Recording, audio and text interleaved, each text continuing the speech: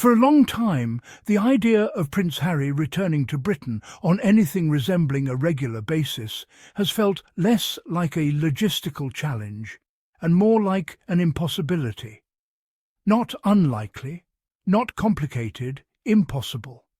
The kind of impossibility that settles in quietly over time, until people stop asking whether something can happen and begin assuming it simply never will. Since the moment Harry and Meghan Markle stepped away from senior royal life in 2020, the United Kingdom has ceased to feel like neutral territory for him. What was once familiar ground has gradually become tense, emotionally charged and layered with risk.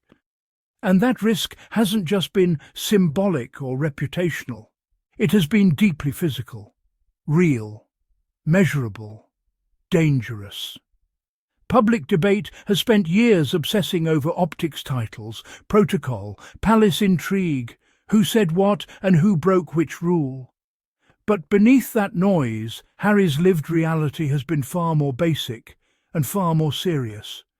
Safety, security, protection, not just for himself, but for his wife and his children. That has always been the real story, even when headlines tried to make it about ego or rebellion.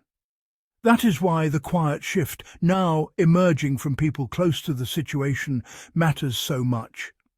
Because for the first time in years, the door to Britain no longer appears to be bolted shut. It isn't flung open. It isn't welcoming.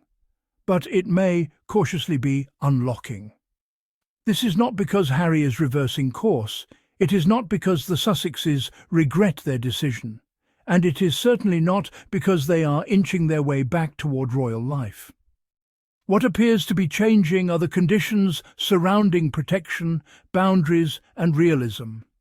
And that distinction matters far more than sensational headlines want you to believe. Let's be clear from the outset. This is not a comeback story. This is not a reconciliation tour.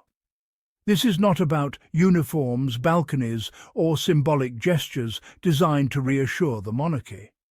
This is not about returning to the firm.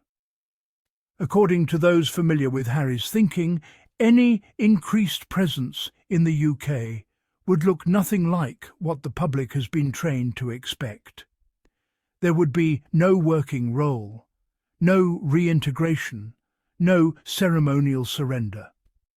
What is being discussed quietly, carefully, and without spectacle is access, reassurance, the ability to move safely without fear, and perhaps most importantly, the chance for Harry's children to understand a part of their heritage that has remained distant and abstract. For years now, Harry's visits to Britain have been brief, emotionally draining, and fraught with tension. Every trip has come with legal obstacles, security disputes, and the constant awareness that he is now more exposed than he ever was as a working royal. Despite his birthright, despite his military service, despite the very real threats associated with his name, Harry lost automatic access to state-backed police protection when he stepped away from royal duties. That decision changed everything. It meant that returning to the UK was no longer a matter of personal choice. It became a calculated risk, one that involved private security arrangements, legal challenges, and the sobering knowledge that high visibility without adequate protection can be genuinely dangerous. That is why his legal battle has never been about entitlement. It has always been about practicality, about survival. Now, insiders suggest that this long-running dispute may finally be approaching a turning point. Nothing is guaranteed. Nothing is straightforward. But there is a growing sense that the stalemate may not be permanent. And if that shifts, even slightly, it changes what is possible. Not easy, not comfortable, but possible. That alone represents a profound change. Still, those close to Harry are emphatic about one thing. He has no interest in reclaiming a role within an institution that nearly broke him. He has no desire to resume royal duties, attend official engagements, or become part of a system he deliberately chose to leave behind. This is not about status, it is about space. One insider summarized it simply and powerfully. This is about reassurance, not reintegration. That framing tells you everything. Harry and Meghan did not step away because they wanted a pause. They left because the environment had become unlivable. Meghan was struggling. Harry was watching history repeat itself in real time. And the emotional cost of staying was becoming unbearable. Since then, they have built a life defined by autonomy. A home in California, independent work, a rhythm of existence centered on protecting their children from the relentless scrutiny Harry himself grew up under. That life is not temporary. It is not negotiable. And it is not going anywhere. There is no undo button. And yet, even with all of that, Britain still carries emotional weight for Harry. How could it not? It is where he grew up, where his mother lived, where his identity was shaped, where joy and trauma exist side by side. Home, for Harry, has never been simple. You can miss a place without missing the system attached to it. You can love a country while rejecting the institution that defined your relationship with it. And as Harry has grown older, those contradictions have only become sharper, especially now that he is a father. Because this story is no longer just about him. It is about Archie Mountbatten-Windsor and Lilibet Mountbatten-Windsor. According to those close to the Sussexes, Harry has been thinking deeply about how his children understand their roots. Not in a ceremonial sense, not in a branding sense, but in a deeply human one. Archie and Lilibet are growing up American.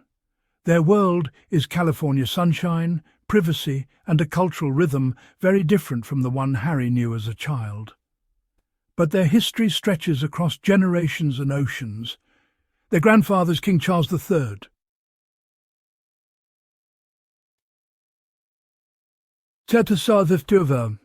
Their great-grandmother was Queen Elizabeth II. Their uncle is the heir to the throne. Their cousins are being raised inside an institution their parents chose to leave, and yet their lived connection to that world has been minimal. Their last visit to the UK was during the Platinum Jubilee in 2022. Since then, there have been no extended stays, no quiet opportunities to explore that side of their heritage safely and privately. Sources suggest Harry does not want that disconnect to become permanent, not for approval, not for optics, but for understanding. Children do not need pageantry to know who they are, but they do need truth, context, a sense of origin. And this is where the story deepens.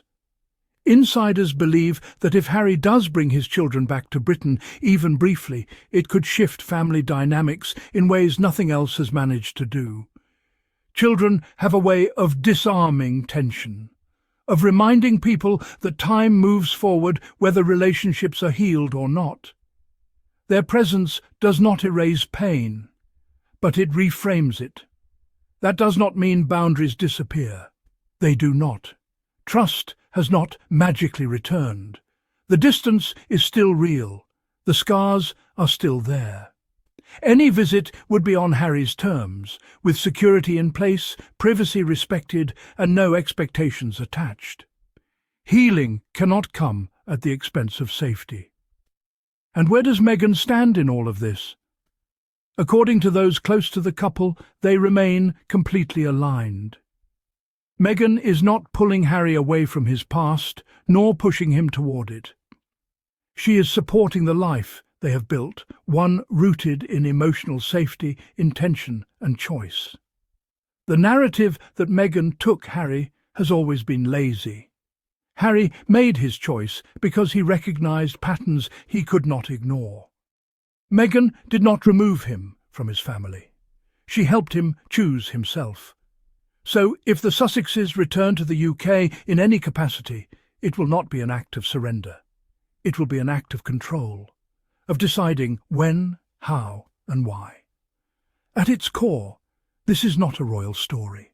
It is a human one, about fatherhood, about protection, about learning how to carry history without being crushed by it. Harry is not trying to reclaim anything. He is trying to preserve what he has built, and maybe, just maybe, leave the door open to something healthier than what came before. Not a royal return, a human one. Now, I want to hear from you. Do you think Prince Harry will begin visiting the UK more often if his security concerns are finally resolved? Do you believe Archie and Lilibet could soften tensions behind the scenes, or is the divide simply too deep? Share your thoughts in the comments. I read every single one. And if you appreciate coverage that prioritizes nuance, compassion, and context over tabloid noise, make sure you're subscribed to the channel. You can also support independent storytelling through super thanks below. Every contribution helps keep this space thoughtful, fair, and community-driven. Thank you so much for watching. I'll see you in the next one.